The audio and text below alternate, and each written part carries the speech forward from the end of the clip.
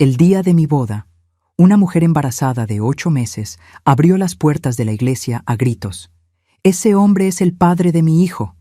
Mi padre sonrió victorioso, pensando que había destruido mi felicidad, pero cuando la actriz miró bien el rostro de él en el altar, reconoció quién realmente la contrató, y lo que ella reveló por el micrófono frente a 300 personas acabó con su vida para siempre.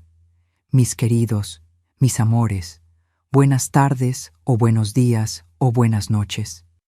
No sé a qué hora me están viendo, pero lo que importa es que están aquí conmigo y eso ya me calienta el corazón. Mi nombre es Julia Campos Ferreira, tengo 72 años bien vividos y vivo aquí en Guadalajara, Jalisco, la misma ciudad donde nací y me crié. Estoy aquí en mi cocina con las manos en la masa, literalmente. Estoy haciendo gorditas de maíz caseras, de esas bien jaliscienses, ¿saben? El olor del maíz y el queso derritiéndose ya se esparció por toda la casa. Y miren, ¿hay algo mejor que esto? Mi nietecita, la Clarita, adora cuando las hago. Viene corriendo de la escuela y ya grita: «Abuelita, ¿dónde están las gorditas calientitas?». Aprendí a hacer gorditas con mi mamá allá por mis 12 años de edad. Ella tenía las manos más habilidosas que he visto en mi vida. Hacía una tanda que rendía unas 50 gorditas, todas redonditas, todas perfectas. Yo me quedaba ahí a su lado tratando de imitar, pero las mías siempre salían chuecas. Ella se reía y decía: «Hija, lo importante no es la belleza, es el sabor. Y miren, hoy hago unas 30 gorditas cada sábado por la mañana. Vendo una parte en el tianguis del barrio y el resto se queda para la familia. Es una terapia, ¿saben? Amasar la masa, sentir esa textura suave, ver las gorditas creciendo en el comal, me trae una paz que ni sé explicar. Mi cocina no es grande, no, es sencilla, con los muebles de madera que mi difunto esposo, Marcos, hizo con sus propias manos hace 40 años. La tarja es antigua, pero está como nueva porque la cuido con cariño. Tengo mis plantitas de hierbas en la ventana, cilantro, epazote, hierbabuena. Cuando el sol de la tarde entra por esa ventana y pega en las hojitas verdes, le doy gracias a Dios por tener esta vida tan buena. Antes de continuar, quería hacerles un pedido especial a ustedes que me están viendo ahora. Si les gustó conocerme, denle clic al botoncito de suscribirse ahí abajo, por favor, y a la campanita también. Es rapidito, es gratis, y me ayuda muchísimo a seguir aquí contando mis historias. Y cuéntenme aquí en los comentarios de qué ciudadcita me están viendo a esta abuela y a qué horas del día están. ¿Por la mañanita tomando café? ¿Por la tarde después de comer? ¿O por la nochecita ya en pijama? Leo todos los comentarios, cada uno, y me pone muy feliz saber de dónde son y cuándo sacan un ratito para escucharme. Cuéntenme, ¿sí? Quiero saber todito. Vamos a hacer una cadena de cariño aquí en los comentarios. Bueno, pero regresando al tema, hoy les quiero contar una historia que cambió mi vida completamente. Una historia sobre el día de mi boda, que debería ser el día más feliz de mi vida, pero que casi se convierte en mi peor pesadilla por culpa de mi propio padre. Es una historia difícil, ¿eh?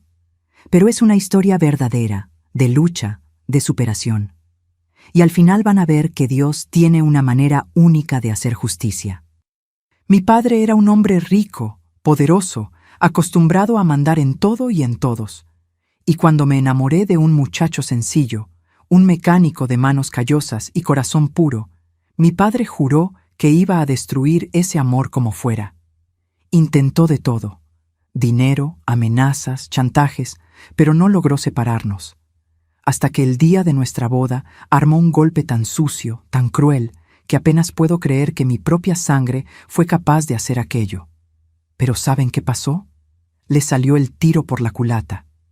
La trampa que preparó para destruirme acabó destruyéndolo a él mismo. Y todo esto pasó frente a 300 personas dentro de una iglesia en el día más importante de mi vida. Así que, agárrense un cafecito, pónganse cómodos y vengan conmigo en esta historia, porque lo que les voy a contar les va a hacer creer que la verdad siempre sale a la luz, no importa cuánto tiempo tarde. Nací aquí en Guadalajara, el día 15 de marzo de 1953, en una casa grande del centro de la ciudad. Mi padre, el doctor Renato Augusto Campos, era médico cirujano, dueño de una clínica particular que atendía a toda la élite de la región. Venía de una familia tradicional jalisciense, de esas que tienen apellido importante y retrato de los bisabuelos colgado en la sala. Mi mamá, doña Beatriz, era una mujer delicada, de habla suave, que había sido maestra de primaria antes de casarse. Después de que se convirtió en esposa del doctor Renato, abandonó todo para ser solo la señora Campos, como sus amigas la llamaban. Nuestra casa era inmensa, de 2 pisos, jardín al frente y un patio enorme atrás. Tenía una sala de visitas con muebles franceses, donde nadie podía sentarse, una biblioteca llena de libros que mi padre coleccionaba pero nunca leía, y un consultorio particular donde atendía a los pacientes más ricos de la ciudad.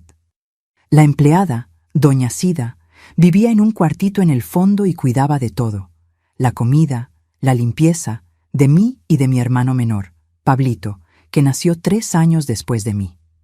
Mi padre era un hombre imponente, alto, siempre de traje, hasta en casa, voz gruesa, ese modo de quien está acostumbrado a dar órdenes y ser obedecido. Él decidía todo en nuestra casa: qué íbamos a comer, qué ropa iba a usar mi mamá en las fiestas, a qué escuela íbamos a ir Pablito y yo, hasta qué amiguitas podía tener. Recuerdo que una vez, yo tenía como 7 años, llevé a una compañerita de la escuela a casa. Era Teresita, hija de un carpintero. Mi padre llegó del trabajo, la miró de arriba a abajo y luego me llamó al cuarto. «Julia», me dijo con esa voz fría, «tú eres hija de médico, no puedes tener amistad con cualquiera. Esa niña no vuelve aquí». Y no volvió. Al día siguiente, doña Cida me llevó a la escuela y habló con la maestra para que no dejara a Teresita sentarse más a mi lado. Mi mamá nunca contradecía a mi padre. Nunca.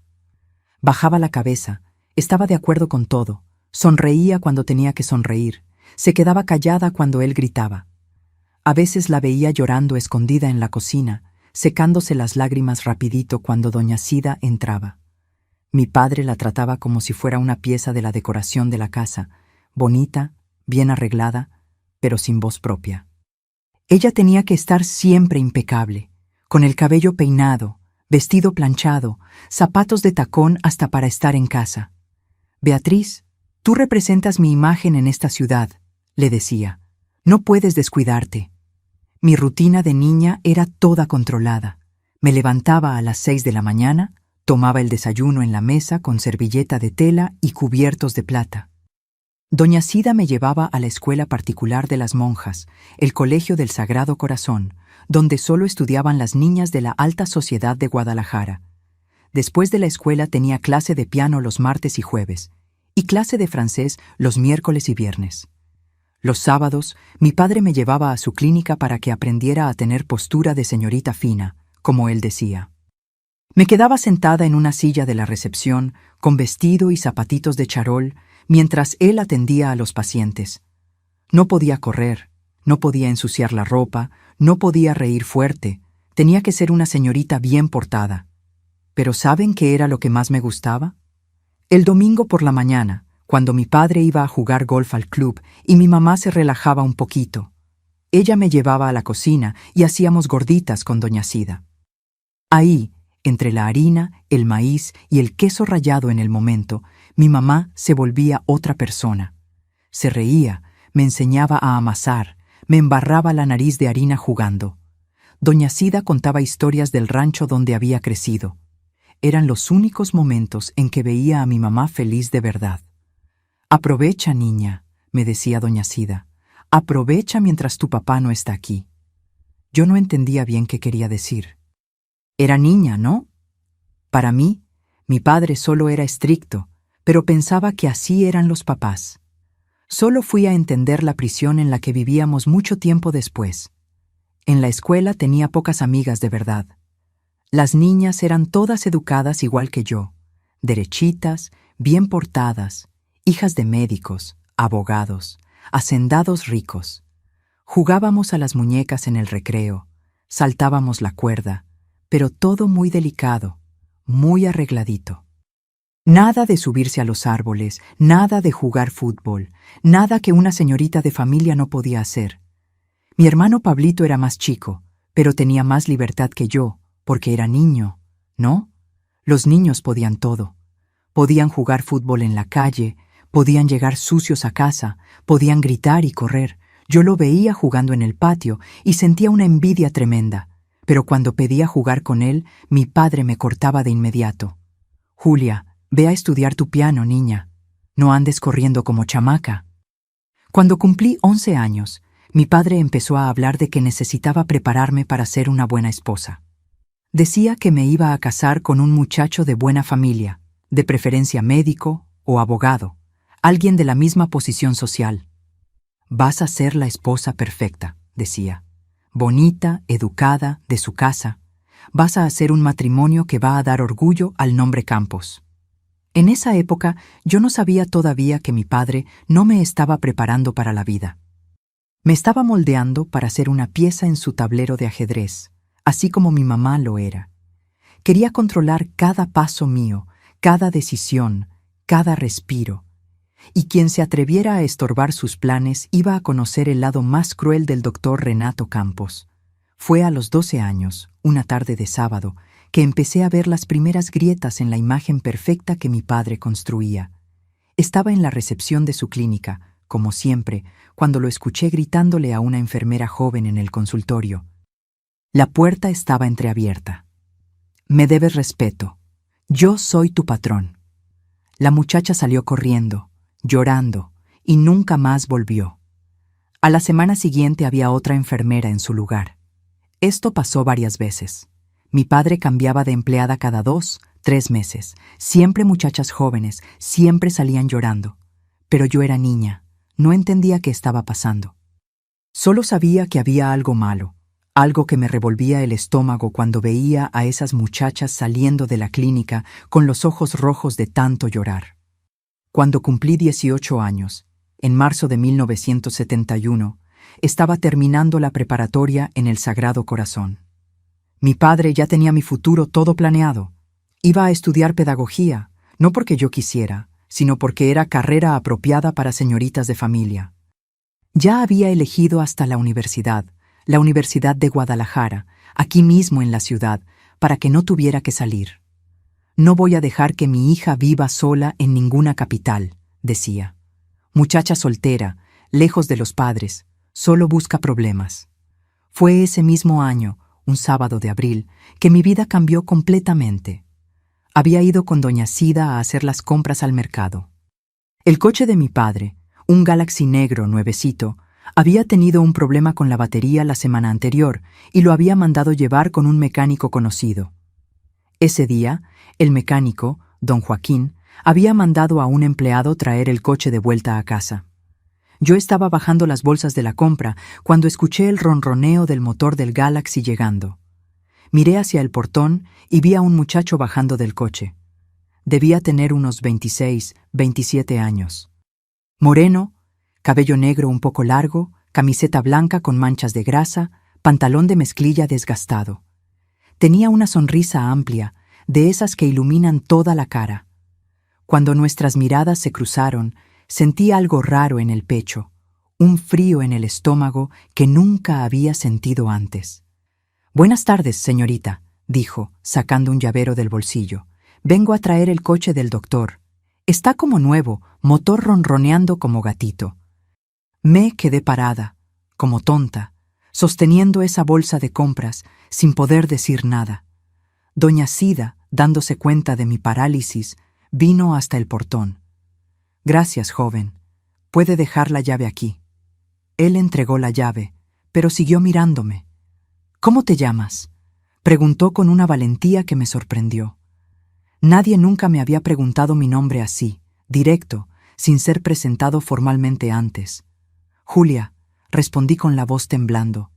«Mucho gusto, Julia. Yo soy Marcos Ferreira.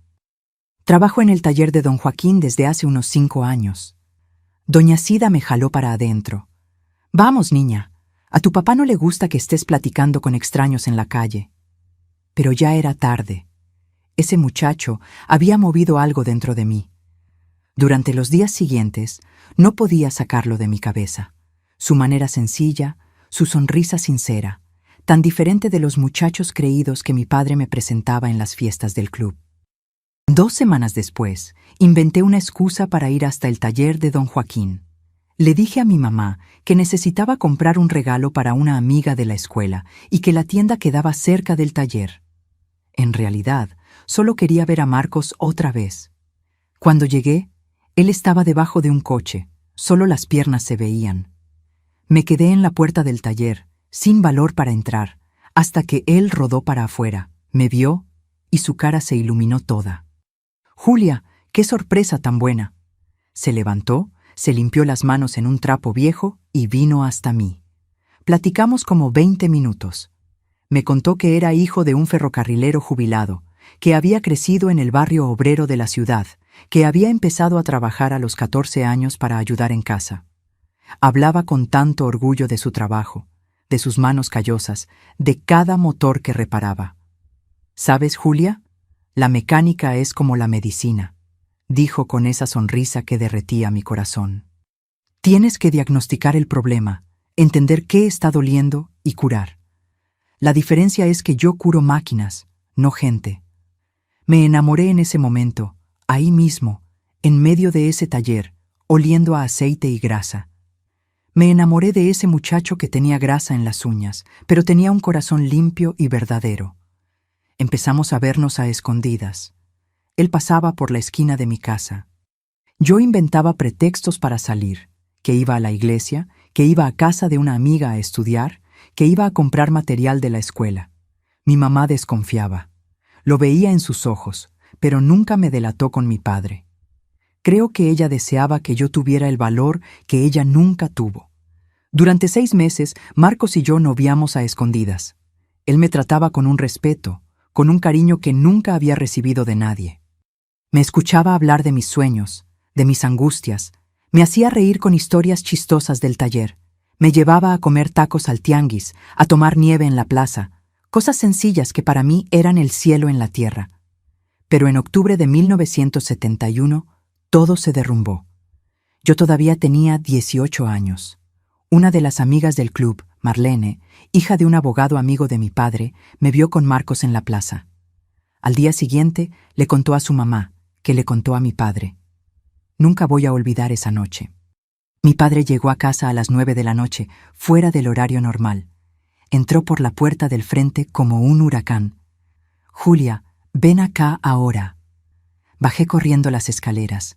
Mi mamá ya estaba en la sala, pálida, las manos temblando. Mi padre estaba parado en medio de la sala, con esa vena saltada en la frente que aparecía cuando estaba enojado. «¿Es verdad que te estás viendo con un mecánico?», preguntó, escupiendo la palabra mecánico como si fuera una grosería. Yo temblaba toda, pero lo miré a los ojos. «Es verdad, papá, estoy saliendo con Marcos». Su mano voló a mi cara. La bofetada fue tan fuerte que caí al piso. Mi mamá gritó, pero no se movió de su lugar. Ella nunca se movía. «No vas a ver a ese muchacho nunca más», gruñó mi padre. «Tú eres hija de médico. Te vas a casar con alguien de nuestra clase social. Ese mecánico no es más que un muerto de hambre, un don nadie que quiere aprovecharse de ti para subir en la vida». «No es verdad», grité, levantándome del piso. «Marcos me ama de verdad. No quiere nada de nuestra familia». «¿Ah, no quiere?». Mi padre soltó una risa amarga. «Todo hombre pobre quiere. Es la manera más fácil de conseguir dinero. Casarse con hija de rico». Esa noche, mi padre me encerró en mi cuarto. Literalmente puso cerrojo por fuera de la puerta. Me quedé encerrada por 3 días, comiendo solo lo que doña Sida me subía, usando el baño del cuarto, llorando hasta no tener más lágrimas. Al 4.º día, mi padre me llamó a la biblioteca. Estaba sentado en el sillón de piel, fumando puro, con esa pose de dueño del mundo. «Julia, le hice una propuesta a tu noviecito», dijo con una sonrisa cruel. «Le ofrecí 5,000 pesos para que desapareciera de tu vida». ¿Quieres saber qué respondió? Mi corazón se detuvo. 5,000 pesos era mucho dinero en esa época. «Me mandó al diablo», continuó mi padre, y por primera vez vi una rabia genuina en su cara. Dijo que no aceptaría dinero ninguno, que te amaba de verdad, que iba a esperarte lo que fuera necesario. Mi corazón se llenó de esperanza. Marcos había resistido, pero mi padre no había terminado. Entonces fui más lejos. Hablé con el alcalde, que es mi amigo, hablé con el delegado, hablé con los empresarios de la ciudad. Nadie más le va a dar trabajo a ese Marcos. El taller de don Joaquín va a perder los contratos con el municipio si él sigue trabajando ahí. Voy a destruir la vida de ese muchacho hasta que me ruegue que nunca te hubiera conocido. Y lo hizo exactamente.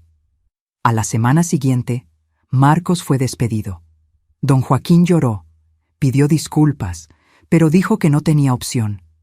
Sin los contratos del municipio, el taller iba a quebrar. Marcos intentó conseguir trabajo en todos los demás talleres de la ciudad. Todas las puertas se cerraron. Mi padre había usado su poder para destruir sus oportunidades, pero Marcos no se rindió. Consiguió trabajo en un taller en Zapopan, a 20 kilómetros de ahí. Trabajaba toda la semana allá y regresaba los domingos solo para verme 5 minutos a escondidas. Me mandaba cartas a través de doña Cida, cartas hermosas diciendo que iba a esperar, que iba a luchar, que algún día íbamos a estar juntos. Fueron 2 años así. 2 años de lucha, de escondidas, de cartas secretas, de encuentros rápidos los domingos en casa de doña Cida, cuando mi padre estaba en el club. Entré a la Universidad de Pedagogía en 1972, pero mi corazón siempre estaba con Marcos. Y en 1973, cuando cumplí 21 años, tomé la decisión más importante de mi vida. Le dije a Marcos que me iba a casar con él, con o sin la aprobación de mi padre. Cuando anuncié que me iba a casar con Marcos, en mayo de 1973, la casa se volvió un campo de batalla. Mi padre pasó del enojo al terror psicológico. Ya no me pegó más. No necesitaba. Sus palabras eran peores que cualquier golpe. Todos los días era la misma cantaleta. Te vas a arrepentir, te va a dejar en la miseria, vas a pasar hambre, vas a vivir en un cuarto, vas a tener que lavar ropa ajena, hija de médico volviéndose mujer de mecánico. ¡Qué vergüenza! Toda la ciudad se va a burlar de ti. Tus amigas te van a tener lástima. Me vas a rogar que te deje regresar, pero te voy a cerrar la puerta en la cara. Repetía esto en el desayuno, en la comida, en la cena. Era como una tortura de gota a gota, cada palabra cayendo en mi cabeza, tratando de corroerme por dentro. Mi mamá vivía llorando a escondidas. No tenía el valor de apoyarme abiertamente. Pero una tarde, cuando mi padre estaba en la clínica, entró a mi cuarto y tomó mis manos. «Hija, envidio tu valentía», susurró con los ojos llenos de lágrimas. «Yo nunca la tuve. Me casé con tu padre porque mi familia lo ordenó y desde entonces vivo en una prisión de oro. Si amas a ese muchacho de verdad, cásate. Pero prepárate, tu padre no lo va a hacer fácil». Y no lo hizo fácil. Cortó mi dinero, le prohibió a doña Cida darme cualquier peso. Cerró mi closet con candado, dejándome solo con 3 vestidos viejos. «Ve acostumbrándote a la pobreza», decía con esa sonrisa cruel. Pero lo peor no era la humillación financiera. Lo peor era la campaña de destrucción que montó. Empezó a esparcir mentiras sobre Marcos por toda la ciudad. Decía que Marcos era ladrón, que tenía antecedentes penales, que golpeaba a las mujeres, que tomaba. Todo mentira, todo inventado. Pero la gente creía. Después de todo, ¿quién iba a dudar de la palabra del respetado doctor Renato Campos? Las familias de mis compañeras de universidad empezaron a prohibirles a sus hijas andar conmigo. «Esa Julia se está juntando con gente mala», escuché a una mamá diciendo a la salida de clase. «Mi hija no se va a juntar con ella». El padre de la iglesia que frecuentábamos, el padre Augusto, que era amigo de mi padre, me llamó para una plática en el confesionario. «Hija mía, tu padre está preocupado por tu alma», dijo con esa voz suave pero llena de veneno. «Ese muchacho que elegiste no es de Dios. Dios quiere que honres a tu padre y a tu madre. Desobedecer a los padres es pecado grave. Puedes estar condenando tu alma al infierno». usó la religión en mi contra. Dijo que si me casaba contra la voluntad de mi padre, estaría rompiendo un mandamiento divino, que mi matrimonio no sería bendecido, que mis hijos pagarían por mi pecado. Salí de ese confesionario temblando, con la cabeza dando vueltas, sintiéndome sucia, pecadora. Por 2 semanas, esas palabras del padre me carcomieron. Rezaba todas las noches, llorando, pidiendo una señal de Dios. ¿Será que estaba equivocada? ¿Será que amar a Marcos era realmente un pecado? Fue doña Sida quien me salvó de esa espiral. Entró a mi cuarto una noche y se sentó en mi cama. «Niña, escucha lo que esta vieja te va a decir», dijo, sosteniendo mi mano. «Dios es amor. El Dios que yo conozco no castiga a quien ama de verdad. Ese padre está hablando con la voz de tu papá, no la voz de Dios. Tu padre pagó la remodelación de la iglesia el año pasado. El padre le debe un favor». Tenía razón. Todo tenía sentido. Mi padre estaba usando todas las armas que tenía, dinero, influencia, hasta la iglesia, para quebrarme. En junio de 1973, 3 meses antes de la boda programada, mi padre dio el golpe más bajo. Fue hasta Zapopan y habló con el dueño del taller donde Marcos trabajaba. Le ofreció comprar el taller por el doble de su valor. El dueño, un señor ya viejo y enfermo, aceptó. Mi padre compró el taller y lo primero que hizo fue despedir a Marcos.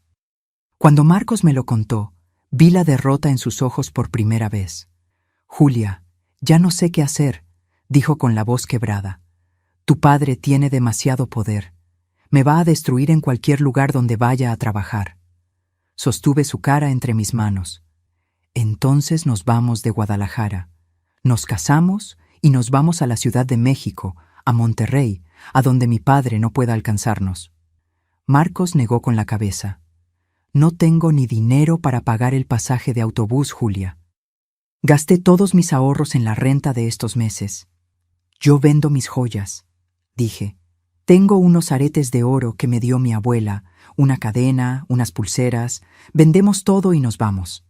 Eso fue lo que hicimos. Vendí mis joyas a escondidas con un joyero del centro de la ciudad.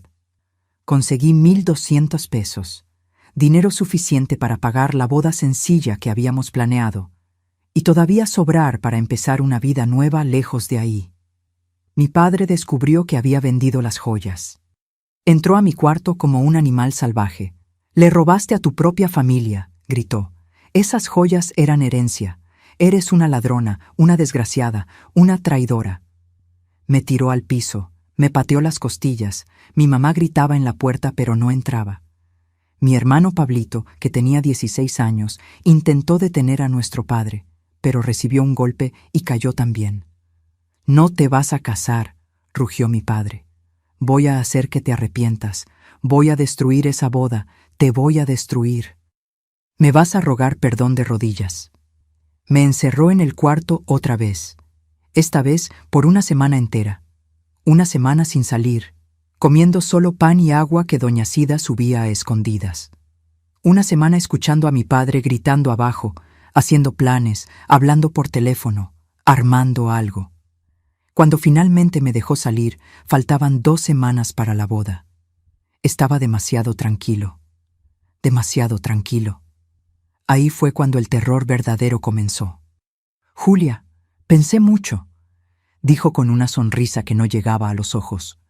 «Si de verdad quieres casarte con ese muchacho, te vas a casar. Ya no voy a tratar de impedirlo».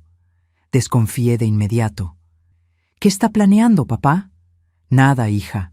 Solo me di cuenta de que eres adulta, eres mayor de edad, tienes derecho a elegir mal. Solo quiero que tengas una fiesta bonita. Después de todo, eres mi única hija. Toda la ciudad tiene que ver que, aunque tomes decisiones cuestionables, sigues siendo una Campos». Pagó el banquete más caro de Guadalajara. Rentó la Catedral Metropolitana para la ceremonia. Mandó a hacer invitaciones para 300 invitados. Compró mi vestido de novia. Un vestido hermoso, de satín blanco, con velo de encaje. Yo debería estar feliz, pero un escalofrío recorría mi espalda cada vez que veía a mi padre sonriendo. Marcos también estaba desconfiado. «Julia, Tu padre no hace nada gratis, está planeando algo. ¿Pero qué puede hacer?, preguntaba yo. La iglesia está reservada, el padre aceptó celebrar, las invitaciones ya se enviaron. ¿Qué puede hacer? No teníamos idea del nivel de crueldad del que mi padre era capaz. En la semana de la boda lo veía al teléfono todo el tiempo, cuchicheando, cerrando puertas cuando yo pasaba.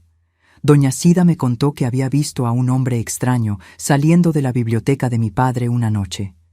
Un hombre que nunca había visto, de traje negro, cara de pocos amigos. El día anterior a la boda, durante el ensayo en la iglesia, mi padre llegó y se quedó platicando con el padre Augusto. Los dos me miraban a mí y a Marcos, susurraban, asentían con la cabeza. Marcos apretó mi mano. Algo está mal, lo siento. Pero ya era muy tarde para echarse para atrás. O nos casábamos al día siguiente, o tendría que aceptar la derrota y volver a la prisión de la casa de mi padre. Esa noche no pude dormir. Me quedé rezando, pidiéndole a Dios que protegiera mi boda, que no dejara a mi padre destruir el día más importante de mi vida. No sabía que en ese exacto momento una mujer estaba siendo preparada, ensayada, instruida, pagada para entrar a la iglesia al día siguiente y explotar mi vida en 1000 pedazos. El día 15 de septiembre de 1973 amaneció hermoso, cielo azul, sol brillando, ese clima perfecto de primavera en Jalisco. Parecía que hasta la naturaleza estaba celebrando, pero mi estómago estaba revuelto desde que desperté. Un presentimiento malo, pesado, que no podía sacudir. Mi mamá me ayudó a ponerme el vestido de novia. Lloraba mientras acomodaba mi velo. «Hija mía, estás tan linda», susurró. «Quisiera tanto que este día fuera perfecto para ti». «Va a serlo, mamá», dije, tratando de creer mis propias palabras. Doña Sida me había hecho el peinado, un chongo bajo con flores naturales. Las amigas de la universidad que todavía me hablaban, solo 3 habían venido. Estaban ahí en el cuarto arreglando mi cola, acomodando el maquillaje. Mi padre entró al cuarto usando smoking. Tenía esa sonrisa extraña otra vez. «Es hora», dijo. «La iglesia está llena, todo mundo esperando para ver a la hija del doctor Campos casándose con un mecánico». La manera en que lo dijo, mecánico, con ese desprecio, ese veneno, hizo que mi corazón se apretara. Pero levanté la barbilla. No iba a dejar que me afectara. No ese día. Llegamos a la catedral a las 2 de la tarde. La iglesia estaba realmente llena. 300 personas, tal vez más. La mitad era gente que mi padre había invitado, la élite de Guadalajara, gente curiosa por ver el escándalo de la hija del médico. La otra mitad era gente humilde, amigos de Marcos, familia de Doña Sida, vecinos del barrio obrero. Cuando entré a la iglesia, del brazo de mi padre, al son de la marcha nupcial, vi a Marcos ahí en el altar. Estaba guapísimo, con traje prestado, cabello peinado, ojos brillando. Cuando nuestras miradas se encontraron, sonrió, esa sonrisa que yo amaba, llena de luz, llena de verdad. Y por un segundo, todos mis miedos desaparecieron. La ceremonia comenzó. El padre Augusto leía las escrituras. Intercambiamos las argollas sencillas de plata que Marcos había comprado con el último sueldo que recibió. Mi padre, sentado en la primera fila, miraba su reloj cada 2 minutos, como si estuviera esperando algo. Entonces llegó el momento. El padre Augusto abrió los brazos y dijo con esa voz solemne: «Si alguien presente conoce algún impedimento para que este matrimonio no se realice, que hable ahora o calle para siempre». El silencio en la iglesia era ensordecedor. Mi corazón latía tan fuerte que pensaba que todo el mundo podía oírlo. Y entonces pasó. Las puertas dobles de la iglesia se abrieron con un estruendo violento que resonó por las paredes. Todo el mundo volteó hacia atrás. Una mujer entró corriendo por el pasillo central. Estaba embarazada, muy embarazada, panza enorme de 8 meses. Usaba un vestido sencillo azul, cabello despeinado, cara roja de tanto llorar. «¡Paren todo!», gritó, la voz haciendo eco por toda la iglesia. «¡Paren! Este matrimonio no puede pasar». El caos fue instantáneo. Gente levantándose de las sillas, murmullos, gritos. Mi mamá se llevó la mano al pecho y se desplomó. Se desmayó ahí mismo en la banca. Las amigas corrieron a socorrerla. Yo me quedé congelada en el altar, sin entender qué estaba pasando. Marcos estaba blanco, pálido, mirando a esa mujer como si estuviera viendo un fantasma. La mujer corrió por el pasillo, llorando, gritando. «Ese hombre», señaló directo a Marcos. «Ese hombre es el padre de mi hijo. Me embarazó y me abandonó». El mundo se derrumbó. Las paredes de la iglesia giraron a mi alrededor. Mi vestido de novia de repente pesaba 1000 kilos. No podía respirar, no podía pensar. Marcos gritó desesperado. «Nunca he visto a esa mujer en mi vida. Esto es mentira. Julia, tienes que creerme». Pero el daño ya estaba hecho. La mujer llegó hasta el altar, todavía llorando, todavía gritando. Decía que me amaba, dijo que se iba a casar conmigo, y cuando le conté que estaba embarazada, desapareció. Me dejó sola con esta criatura. Fue cuando escuché la voz de mi padre. Se había levantado de la banca, estaba caminando hacia el altar, y en su voz había una satisfacción, un placer cruel que me heló hasta los huesos. «Lo sabía», gritó mi padre, señalando con el dedo a Marcos. «Le advertí a este canalla, a este mentiroso. Embarazó a esta pobre muchacha e iba a casarse contigo para tener acceso a mi dinero. La boda se acabó, Julia. Vámonos ahora». Subió los 3 escalones del altar y agarró mi brazo con fuerza. Estaba sonriendo. Esa sonrisa victoriosa, esa sonrisa de quien acababa de ganar una guerra. «Vamos, hija. Esta boda no va a pasar. Gracias a Dios descubrí a tiempo quién es este hombre realmente». Pero fue en ese momento que todo cambió. La mujer embarazada, que se había quedado ahí en el altar llorando, se detuvo. De repente miró a mi padre, lo miró bien de cerca, con los ojos muy abiertos. La expresión de su cara cambió completamente. El llanto paró. La desesperación se volvió otra cosa. Se volvió reconocimiento. Y rabia, rabia pura. Mi padre se dio cuenta. Vi el terror pasando por sus ojos. Por un segundo, solo por un segundo, pareció entrar en pánico. Intentó arrastrarme de ahí. «Vamos ya, Julia, vamos». Pero la mujer fue más rápida. Agarró el micrófono del padre. El padre intentó quitárselo, pero ella lo sostuvo con las 2 manos, con una fuerza que no sabía que alguien embarazada podía tener. «Esperen», gritó por el micrófono, y su voz hizo eco tan fuerte que todo el mundo se quedó en silencio. «Esperen todos». Miró hacia mí, hacia Marcos y luego hacia mi padre. Las lágrimas todavía bajaban por su cara, pero ahora eran lágrimas de rabia, no de actuación. «Señorita», dijo, mirándome directo. «Perdóname, perdóname, porque me pagaron. Un hombre me pagó 5,000 pesos para venir aquí hoy, entrar a esta iglesia y acusar a este muchacho», señaló a Marcos, «de ser el padre de mi bebé. Acepté porque estoy desesperada, porque estoy sin dinero, sin comida, sin nada». El silencio en la iglesia era tan profundo que se podía oír caer un alfiler. 300 personas aguantando la respiración. Mi padre intentó gritar: «¡Está loca! ¡Sáquenla de aquí!». Pero la mujer gritó más fuerte: «Pero el hombre que me pagó no me dijo que el padre de la novia era usted».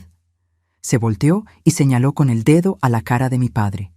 Un dedo acusador temblando de rabia. «Usted, doctor Renato Campos. Yo trabajé de secretaria en su clínica hace 3 años. ¿Se acuerda de mí? Mi nombre es Mara Silveira. ¿Se acuerda ahora?». Mi padre se puso blanco, blanco como el mantel del altar.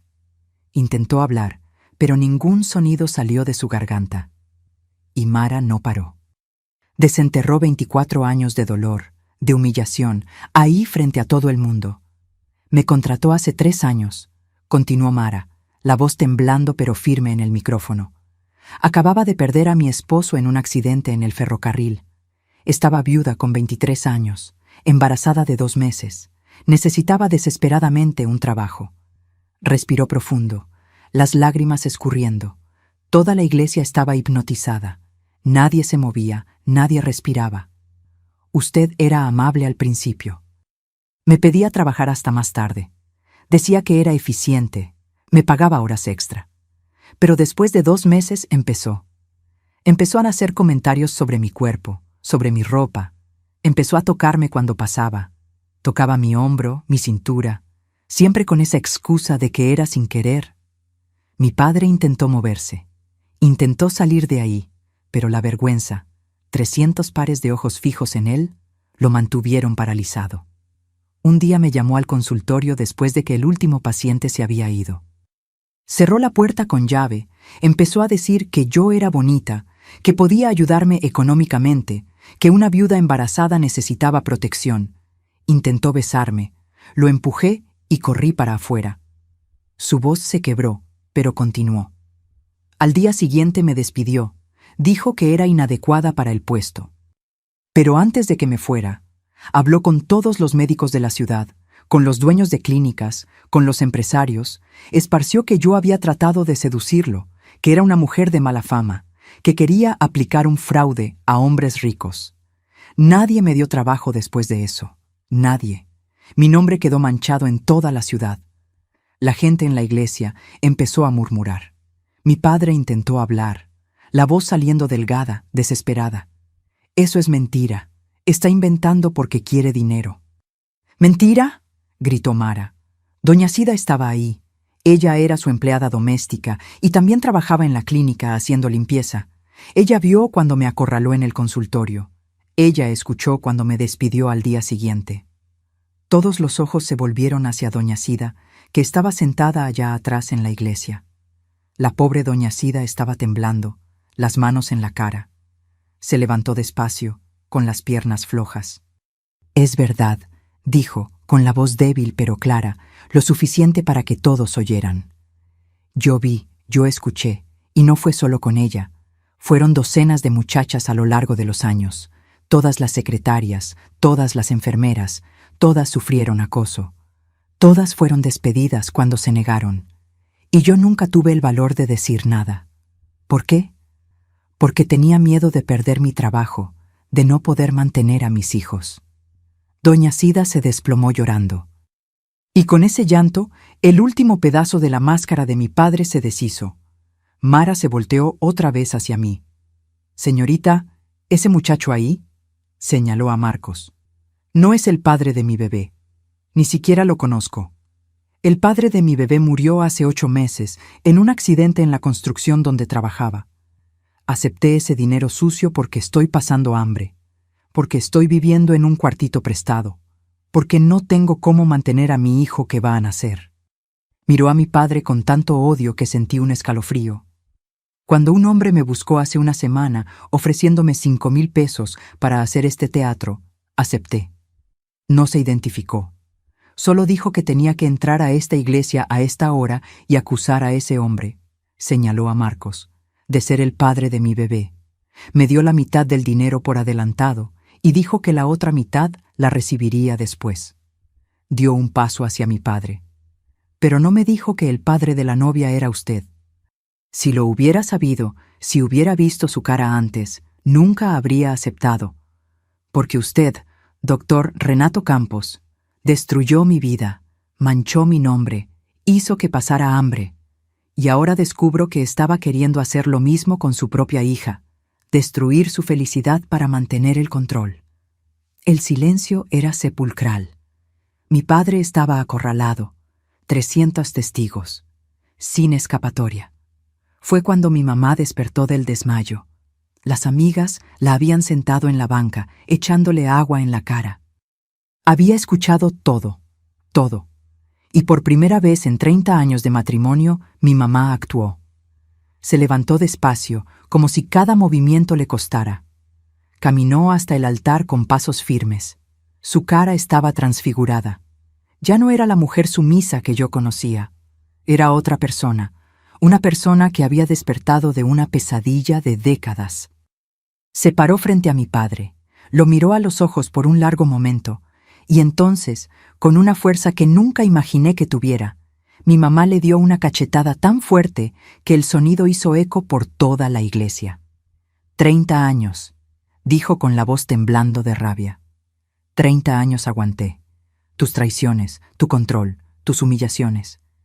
Me lo tragué en silencio para mantener esta familia unida, para darles un hogar a mis hijos. Pero esto se acaba hoy. Se volteó hacia mí. Julia, tu boda va a continuar hoy. Ahora, con este hombre que amas. Se volvió otra vez hacia mi padre. ¿Y tú?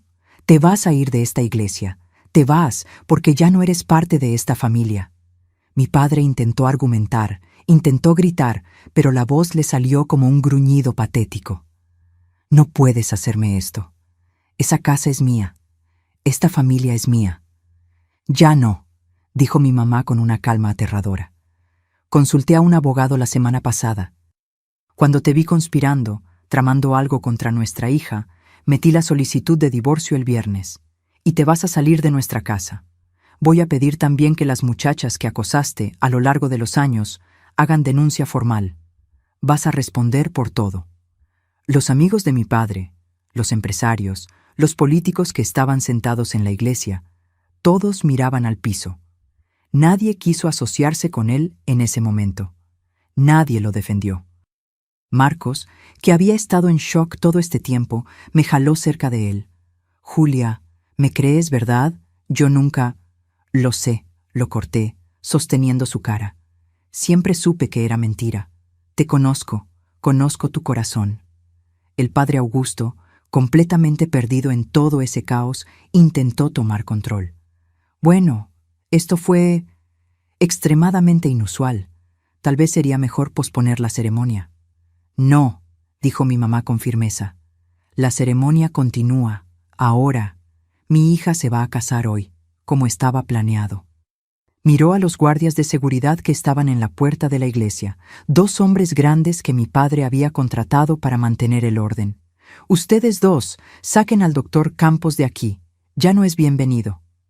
Los guardias se miraron entre sí, indecisos, pero cuando vieron que toda la iglesia estaba contra el doctor Renato, cuando vieron a 300 personas mirándolo con repugnancia, fueron hasta él y lo escoltaron para afuera. Mi padre salió escoltado de la propia fiesta que había planeado para humillarme. Salió bajo abucheos, bajo miradas de desprecio, bajo el peso de todas sus maldades expuestas. ¿Y saben qué hice? Miré a Mara, que todavía estaba ahí en el altar sosteniendo el micrófono, embarazada, llorando, temblando. Mara, dije, gracias. Acabas de salvar mi vida y quiero ayudarte. Tomé la bolsa que estaba con una de mis amigas. Adentro tenía los 1,200 pesos que habían sobrado de la venta de las joyas. Saqué 600 y se los di. Esto es para que vuelvas a empezar. Y si necesitas cualquier cosa, búscame. No vamos a dejar que pases necesidad. Mara se desplomó en lágrimas de agradecimiento. Abrazó mis piernas, llorando tanto que todo su cuerpo temblaba. El padre Augusto, todavía aturdido, finalmente reaccionó. Bueno, si todos están de acuerdo, ¿podemos continuar la ceremonia?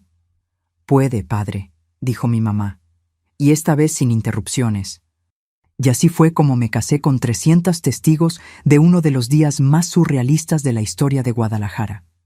El padre leyó los votos rapidito, casi con miedo de que otra bomba explotara. Intercambiamos las argollas otra vez. Marcos me besó y el beso tenía sabor a victoria, a libertad, a justicia. Cuando salimos de la iglesia, los amigos de Marcos, la gente humilde del barrio obrero, tiraron arroz. No había banquete. Mi padre había cancelado todo cuando fue expulsado. Pero no importaba. Fuimos a una taquería del barrio obrero e hicieron una fiesta con lo que había. Cerveza, tacos, gorditas. Fue la fiesta de boda más alegre que alguien podría tener. Hoy, mis queridos, 52 años después de ese día en la iglesia, vivo aquí en la misma Guadalajara donde nací. Pero es una Guadalajara diferente. Ya no vivo en esa casa grande del centro. Vivo en una casa sencilla, pequeñita, en la colonia Jardín Esperanza, bien cerca de donde Marcos creció. Es una casita de 3 cuartos que compramos con mucho sacrificio. 20 años después de casarnos, cuando él ya tenía su propio taller mecánico. Marcos falleció hace 5 años, en 2020, de un problema del corazón. Lo extraño todos los días, su sonrisa, su manera cariñosa de decirme mi amor, el olor del café que hacía todas las mañanas. Estuvimos juntos 47 años. Tuvimos 3 hijos lindos, Marcelo, Beatriz, le puse el nombre de mi mamá, y Ricardo. Todos crecieron viendo al papá trabajar honestamente, viendo a la mamá luchar, viendo que el amor verdadero no tiene que ver con el dinero. Mi vida hoy es sencilla, pero es mía. Todos los miércoles y sábados hago mi tanda de gorditas y voy a vender al tianguis del barrio. Tengo mis clientas fieles, doña Silda, don Gerardo, doña Aparecida. Compran gorditas conmigo desde hace años y son más que clientes, son amigos. Platicamos, intercambiamos recetas, me entero de sus problemas, ellos se enteran de los míos. Mi Marcelo trabaja en una empresa de informática. Beatriz es maestra en una escuela municipal, siguió el camino de la abuela. Y Ricardo es abogado. Curioso, ¿no? Mi padre quería tanto que me casara con un abogado y al final fue mi hijo el que se volvió uno. Pero Ricardo no es nada como era mi padre. Es humilde, trabaja defendiendo a gente pobre que no tiene para pagar, hace trabajo voluntario. El abuelo paterno le enseñó bien qué es honor de verdad. Tengo 5 nietos. Clarita, de la que les hablé al principio, tiene 8 años. También está Juan de 10, Marina de 6, Pedrito de 4 y la bebé Alice de 1 añito. Mi casa vive llena de ruido de niños. Vienen todos los fines de semana y es ese relajo bonito.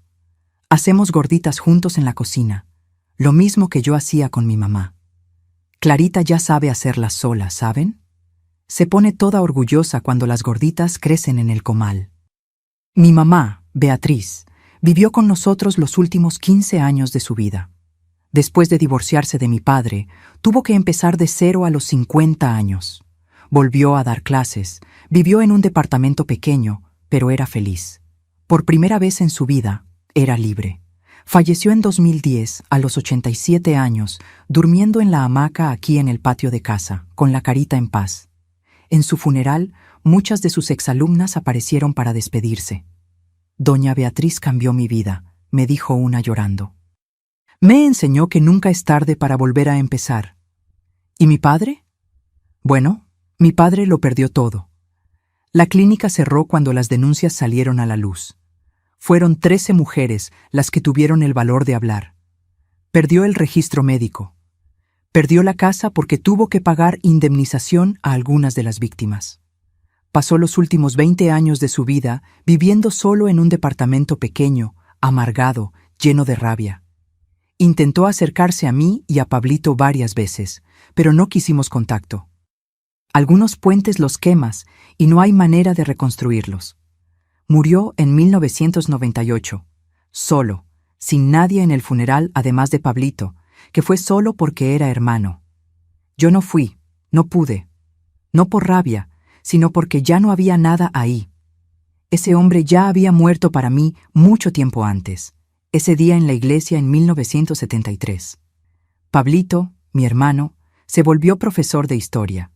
Rompió con el padre justo después de mi boda, cuando vio toda la verdad. Estamos muy unidos hasta hoy. Vive aquí en Guadalajara y todas las semanas tomamos café juntos. ¿Y Mara? Mara se volvió una de mis mejores amigas. La ayudamos de verdad, ¿saben?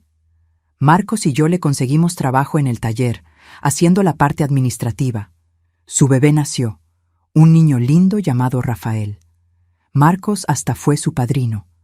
Mara se volvió a casar años después. Tuvo 2 hijos más, es feliz. A veces viene a tomar café a casa y nos reímos recordando ese día absurdo en la iglesia. Julia, ese día cambió mi vida también, siempre dice. Por primera vez tuve el valor de enfrentar a quien me lastimó. Hoy, a los 72 años, miro hacia atrás y agradezco. Agradezco por Marcos, que fue el mejor esposo que alguien podría tener. Agradezco por mis hijos, mis nietos, por mi casita sencilla, por mis gorditas que alimentan a mi familia. Agradezco hasta por el sufrimiento, porque fue Él quien me enseñó el valor de la libertad. Guadalajara sigue siendo la misma ciudad. Las montañas alrededor, el clima agradable, las fuentes de agua caliente. Pero yo ya no soy esa niña asustada, encerrada en una casa grande. Soy una mujer libre, viviendo la vida que elegí, rodeada de amor verdadero. ¿Y saben qué es curioso? Mi padre quería tanto que tuviera una vida de princesa, llena de lujo y estatus.